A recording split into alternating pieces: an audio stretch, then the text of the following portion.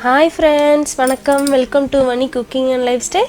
இன்னைக்கு நம்மளோட சேனல்ல ரொம்ப ஹெல்தியான ராகி நிலக்கடலை லட்டு வந்து எப்படி செய்யறதுன்னு பார்க்க போறோம்.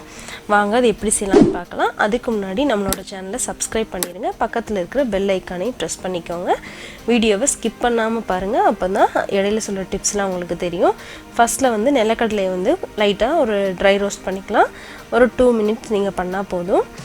நல்லா மிக்ஸியில் வந்து நல்லா அரைப்படுறதுக்காக நம்ம வந்து இது லைட்டாக ரோஸ்ட் பண்ணிக்கலாம்.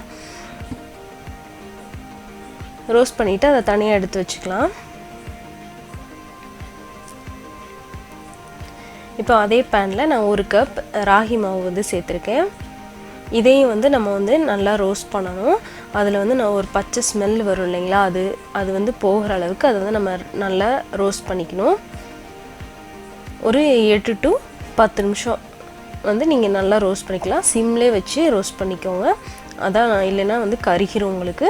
இப்போ மிக்ஸி ஜாரில் நான் நிலக்கடலை வந்து முதல்ல வந்து அரைச்சிக்கிறேன். அதுதான் வந்து நல்லா நமக்கு அரைப்படணும் இல்லைங்களா, அதனால் அதை நல்லா நம்ம அரைச்சிக்கலாம். ஃபஸ்ட்டில் இந்த மாதிரி நல்லா நமக்கு அதில் உள்ள அந்த எண்ணெய் பசியோடு தான் நமக்கு இருக்கும். அதனால் அதை லைட்டாக நம்ம இது பண்ணிவிட்டு அதிலே வந்து நம்ம மாவு வறுத்தெடுத்து வச்சுருக்கிற மாவையும் வந்து ஆட் பண்ணிக்கலாம்.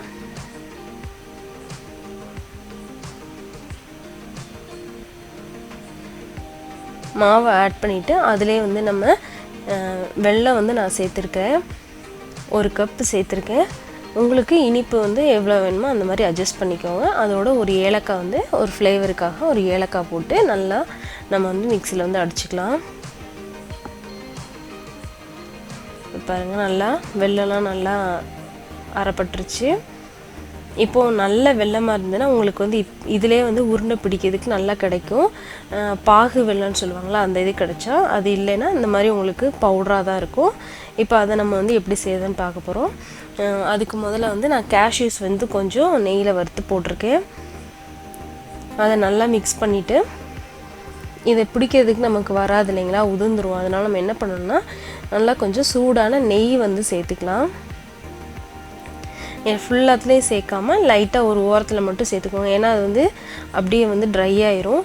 அதனால் நம்ம வந்து அப்பப்போ சூடான நெய்யை ஊற்றி நம்ம அப்படியே வந்து உருண்டை பிடிக்கணும். லைட்டாக அந்த ஓரத்தில் மட்டும் இப்போ நான் நெய் ஊற்றிட்டு அதை நல்லா உருண்டை பிடிச்சிருக்கேன். பாருங்கள் நம்மளோட ராகி லட்டு நம்மளுக்கு எந்த சைஸில் வேணுமோ அந்த சைஸில் வந்து நீங்கள் பிடிச்சிக்கோங்க. ரொம்ப ஹெல்தியான இதுங்க. ரெண்டுமே வந்து ராகியும் சரி பீனட்டும் சரி உங்களுக்கு வந்து ரொம்ப ஹெல்த் பெனிஃபிட்ஸ் உள்ளது. ரெண்டுலேயுமே வந்து ஹை ப்ரோட்டீன் மினரல்ஸ் எல்லாமே உங்களுக்கு இருக்குது. ரெண்டுமே வந்து டயாபெட்டிஸை கண்ட்ரோல் பண்ணக்கூடியது. இந்த கெட்ட கொழுப்புகளை கரைக்கிறதுக்கும் இது ரொம்ப யூஸ் ஆகுது. அதோட நம்ம போன்ஸ்லாம் ஸ்ட்ராங் ஆகிறதுக்கும் இந்த ரெண்டுமே ஹெல்ப் பண்ணுது. பெண்களுக்கு வர்ற அந்த கர்ப்பப்பை ப்ராப்ளம்லாம் இருக்கு இல்லைங்க, அதெல்லாம் சரி பண்ணுறது கூட இது ஹெல்ப் பண்ணுது. அதுவும் இல்லாமல் மெயினாக வெயிட் லாஸ்க்கு யூஸ் ஆகுது. அதோட வந்து நம்ம ரொம்ப இளமையாக காட்டிக்கிறதுக்கும் இந்த 2 பொருளுமே வந்து நமக்கு ஹெல்ப் பண்ணும். இந்த மாதிரி நிறையா ஹெல்த் பெனிஃபிட்ஸ் இருக்கிறத நீங்களும் ட்ரை பண்ணி பாருங்கள். உங்களுக்கும் கண்டிப்பாக பிடிக்கும்.